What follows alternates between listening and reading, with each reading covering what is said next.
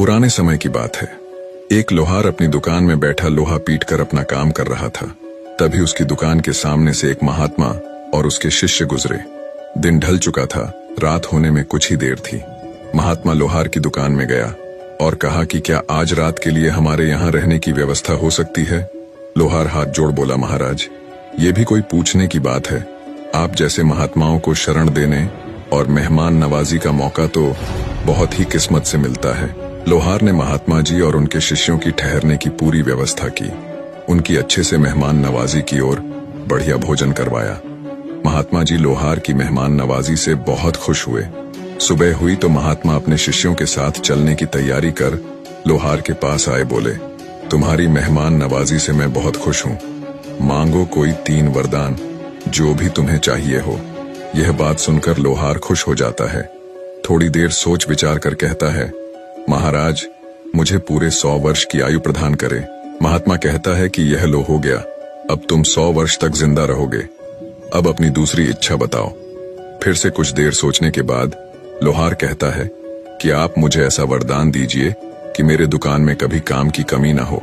महात्मा ने लोहार को ऐसा वरदान दे दिया और कहा कि अब से 100 वर्ष तक तुम्हारे दुकान में किसी भी काम की कमी नहीं होगी। महात्मा जी ने कहा कि अपना तीसरा वरदान भी बताओ।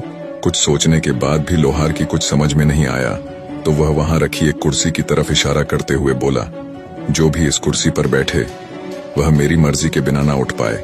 महात्मा जी ने तीसरा वरदान देते हुए कहा, आज के बाद जो भी इस कुर्सी पर बैठेगा वह तुम्हारी मर्जी के बगैर उठ नहीं पाएगा।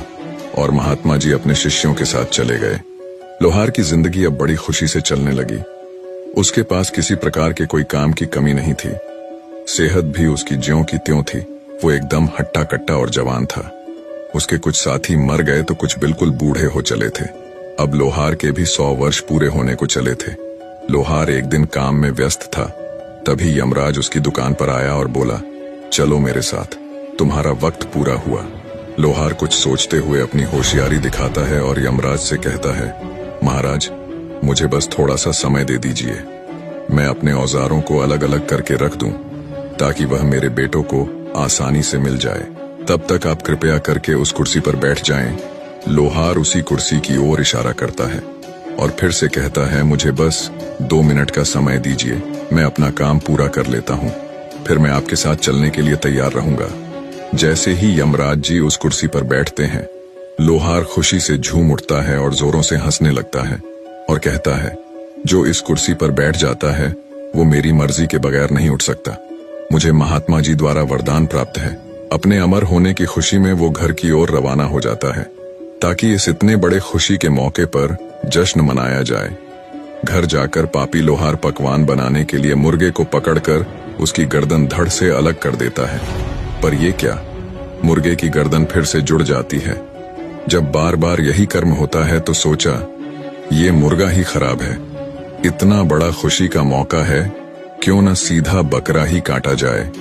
ये सोचकर पापी लोहार बकरे की गर्दन काटता है, पर मरे हुए बकरे की गर्दन भी मुर्गे की तरह फिर से जुड़ जाती है। वो जिंदा हो जाता है और वहां से भाग जाता है। लोहार की हैरानी की कोई सीमा नहीं थी। कुछ सोचता है और फिर एकदम से अपना सिर पकड़कर बैठ जाता है। यमराज को तो मैंने कैद करके कुर्सी पर बिठा रखा है, फिर कैसे किसी की मृत्यु संभव है। सोचता है कि इस दुनिया में अब किसी की मृत्यु हो ये नामुमकिन है। सोचा, कोई बात नहीं, मुर्गा बकरा न सही, दाल चावल खाकर ही गुजारा कर लूंगा। कम से कम जिंदा तो रहूंगा, मृत्यु का कष्ट तो नहीं उठाना पड़ेगा। अब वो दाल चावल और अन्य प्राकृतिक चीजें खाकर जीवन जीने लगा। ऐसे ही समय बीतता गया। यमराज जी को उस कुर्सी पर बैठे करीब 1 साल हो गया। पूरी दुनिया में तबाही का मंजर था। किसी की भी मृत्यु न होने के कारण आसमान पूरी तरह से मच्छर मक्खियों से काला पड़ गया था। खेतों में होने वाली पैदावार को भी कीट पतंगे और अन्य जंगली जानवर चट कर गए। पृथ्वी पर बड़े बड़े जहरीले सांप पैदा हो गए। भूख से परेशान मांसाहारी जीव, शेर चीते जंगलों से निकलकर शहरों में घुस गए और लोगों को नुकसान पहुंचाने लगे। अब मर तो कोई रहा नहीं था, कोई भूख से तो कोई दर्द से तड़प रहा था। पूरी पृथ्वी पर त्राही त्राही मच गई। अब लोहार को भी अपनी करनी पर बहुत पछतावा होता है। खुद से कहता है, मैंने अपने स्वार्थ में यमराज को उस कुर्सी पर बैठा दिया जिससे पूरी दुनिया तहस नहस हो गई। इस जिंदगी से अच्छा तो मैं मृत्यु का कष्ट ही सह लेता। गया भागा भागा, खुद को कोसता हुआ अपनी दुकान पर, और यमराज को आजाद कर दिया। यमराज ने आजाद होते ही पूरे गुस्से में लोहार को पकड़ा और ऊपर लेकर चला गया। कुछ ही समय बाद धीरे धीरे पूरी दुनिया में मृत्यु होने लगी और धीरे धीरे सब सामान्य होता चला गया। निष्कर्ष, किसी भी रूप में स्वार्थ और व्यक्तिगत लाभ की इच्छा, चाहे वह अमृता ही क्यों न हो, पूरे समाज और प्रकृति पर विपरीत प्रभाव डाल सकती है।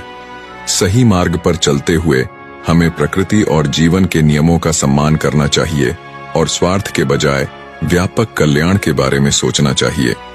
अंततः सच्ची शांति और संतुलन वही है जो संसार के प्राकृतिक नियमों के साथ सामंजस्य में रहते हुए प्राप्त की जा सकती है, न कि उन्हें तोड़ने से।